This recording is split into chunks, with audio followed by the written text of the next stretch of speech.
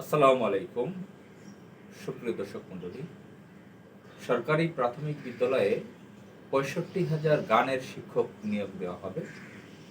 এই খবরটি গণমাধ্যমে এসেছে। গণমাধ্যমে খবরটি আসার পরে আমাদের সমাজে নানান ধরনের সমালোচনা। ৬৫,০০০ গানের শিক্ষক নিয়োগ দেবে।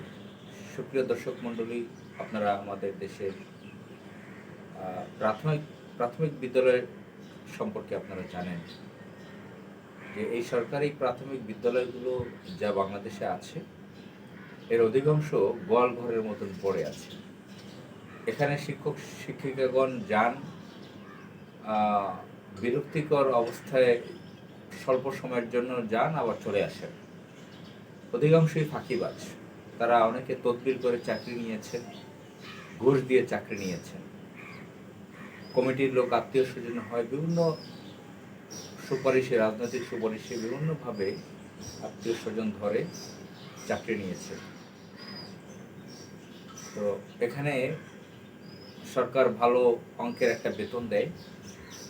এই চাকরিটা আমাদের সমাজের মানুষের কাছে, অনেকের কাছে খুবই লোভনীয় চাকরি।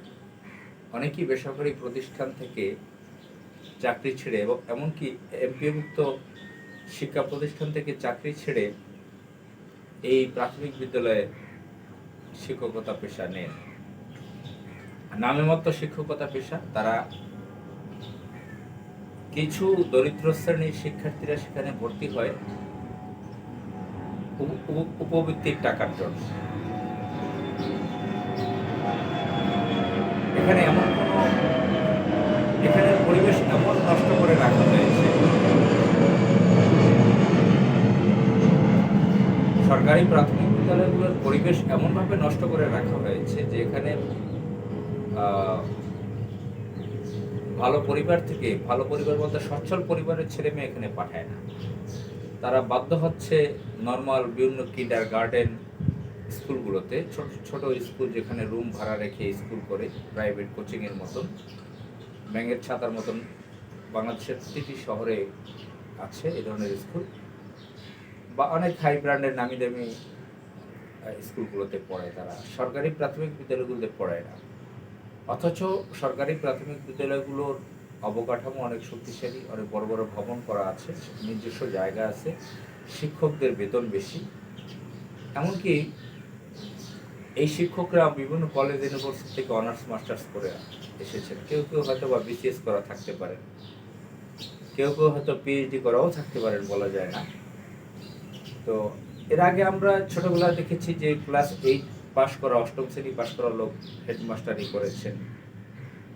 মেট্রিকুলেশন পাশ করা ব্যক্তিরাও হেডমাস্টারি করেছেন, কিন্তু তাদের মান ভালো ছিল। এখনকার যে অনার্স মাস্টার্স পাস ইউনিভার্সিটি থেকে তাদের কোয়ালিটি, মান ভালো ছিল। তারা শিক্ষার্থীকে পড়াতো, হক আদায় করত। তো এরপরে আমরা দেখলাম নারীদেরকে, এসএসসি পাস নারীদেরকে নেওয়া হলো, যারা নিজেদের নামটা সুন্দরভাবে লিখতে পারে না, নিজের অ্যাড্রেসটা ইংরেজিতে সুন্দরভাবে লিখতে পারে না। এবং আমরা প্রাথমিক বিদ্যালয়ে দেখি যে শিক্ষকদের অধিকাংশই শুদ্ধ ভাষায় কথা বলতে পারে না। নিজের একাডেমিক যে লেখাপড়া করে আসছে সেগুলো তারা পারে না। সেই তারা যে টপিকগুলো নিয়ে লেখাপড়া করেছে সেগুলো সম্পর্কে জিজ্ঞাসা করলে তারা তাকিয়ে থাকে। তাদের ভাষার ধরন, মুখের ভাষা খুবই নিম্নমানের এবং মারাত্মক ফাঁকিবাজ টাইপের। খুবই হজবরলা পরিস্থিতি প্রাথমিক বিদ্যালয়গুলোতে। ফাঁকিবাজের একটা বড় স্থান আখড়া। বিভিন্ন দুষ্ট প্রকৃতির অসৎ ব্যক্তিরা সেখানে কমিটিতে থাকে স্কুলগুলোতে, এলাকার বিভিন্ন পাতি মাস্তান তারা নিয়ন্ত্রণ করে। তো দরিদ্র শ্রেণীর ছেলেমেয়েরা সেখানে উপবৃত্তির জন্য যায়। তো এই প্রাথমিক বিদ্যালয়গুলো বেহাল পরিস্থিতি, অর্থাৎ সেখানে শিক্ষার্থীরা যে জেনারেল, তারা যে শিক্ষায় শিক্ষিত হবে, যে পাঠ্যপুস্তক তাদেরকে দেওয়া আছে সেগুলো তারা শিখতে পারতেছে না টিচারদের মাধ্যমে। সেখানে ধর্মীয় শিক্ষক নেই, নীতি নৈতিকতা তারা শিখতেছে না। এমনিতেই তো সেখানে অটোভাবে বিভিন্ন অনিয়ম তারা শিখে, বিভিন্ন বাজে কালচার তারা শিখে, সেই ব্যবস্থা সেখানে আছে। শিক্ষকরা নিজেরা মারামারি পর্যন্ত করে। এই ঘটনা আমরা পত্রপত্রিকায় দেখেছি যে আপন যা সরকারি প্রাথমিক বিদ্যালয়ের দুজনই শিক্ষিকা একজন আরেকজনকে চুলে ধরে মারামারি করেছে, এগুলো পত্রপত্রিকায় এসেছে। তো খুবই বাজে একটা পরিস্থিতি, এবং অন্যান্য কালচারগত সমস্যা আছে। এমনি তো হারমোনিয়াম বাজায়, রবীন্দ্রনাথের যে সঙ্গীত আছে সেগুলো সেখানে শোনানো হয়। ধর্মীয় শিক্ষক নাই, নীতি নৈতিকতা তারা সেখানে শিখতে পারতেছে না। এর মধ্যে আবার গানের শিক্ষক নিয়োগ দেবে 65,000। এই মুসলিম দেশ বাংলাদেশ, এটা রাষ্ট্রধর্ম ইসলাম।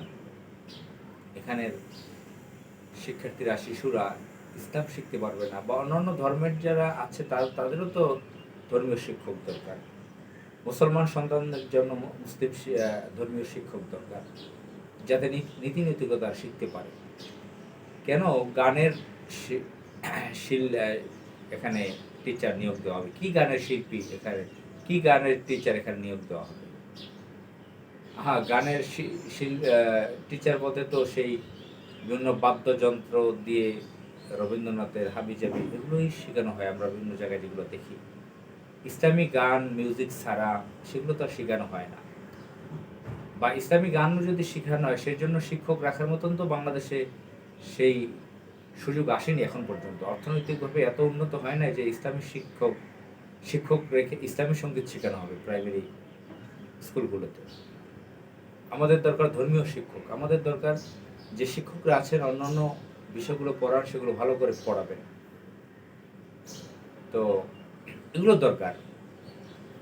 সেগুলো না করে এই যে গানের শিক্ষক নিয়োগ দেবে, ইউনূস সরকার এই উদ্যোগ নিয়েছে, এটা মারাত্মক ডেঞ্জারাস একটা উদ্যোগ। ইউনূস সরকার এমনিতেই অনেক বিতর্কের সৃষ্টি করেছেন। তিনি তার উপদেষ্টা পরিষদে কয়েকজন মহিলা ঢুকিয়েছেন, খুবই ডেঞ্জারাস, খুবই বিপজ্জনক।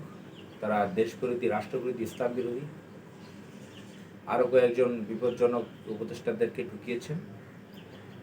তারা এই গানের শিল্পী, এই গানের টিচার, গানের শিক্ষক নিয়োগ দিয়ে তারা কি বোঝাতে চায়?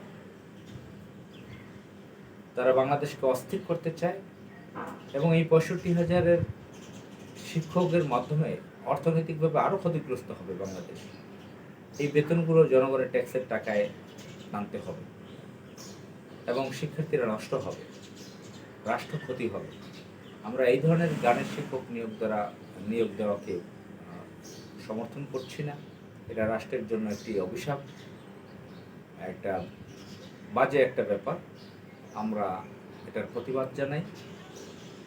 আমরা এমন রাষ্ট্র চাই না যেখানে এরকম অস্থিতিশীল পরিবেশ তৈরি হবে, বাজে কালচার বাচ্চারা শিখবে, আমাদের শিশুরা ধ্বংস হয়ে যাবে কালচারগতভাবে। এটা আমরা চাই না। আসসালামু আলাইকুম।